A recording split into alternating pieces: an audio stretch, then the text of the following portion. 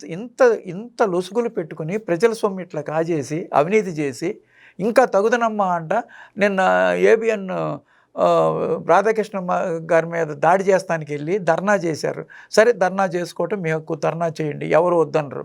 ఆయన ఏదో మిమ్మల్ని బాధ పెట్టాడని అన్నారు కాబట్టి ధర్నా చేయండి. కానీ మీరు ధర్నా చేసినప్పుడు మాట్లాడిన లాంగ్వేజి చాలా దారుణాతి దారుణం, అభ్యంతరకరం, అసభ్యం.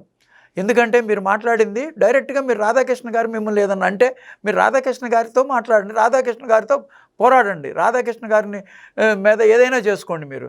కానీ మీరు ఆ సందర్భంగా ముఖ్యమంత్రి గారి భార్య నారా భువనేశ్వర్ గారిని అన్నారు. నారా లోకేష్ గారి భార్యని అన్నారు. పవన్ కళ్యాణ్ భార్యని అన్నారు. అంటే వాళ్ళ భార్యలతో ఈ ఈ సందర్భం ఏంటి?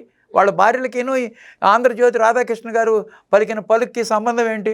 మీరేమంటారు? వాళ్ళ భార్యలే రాధాకృష్ణ గారితో పలికించారు అంటున్నారు. అది ఎక్కడన్నా నువ్వు విన్నావా? వాళ్ళు ఏదైనా ఫోన్ చేసి రాధాకృష్ణ గారికి చెప్పి వీళ్ళని తిట్టండి అని చెప్పారా?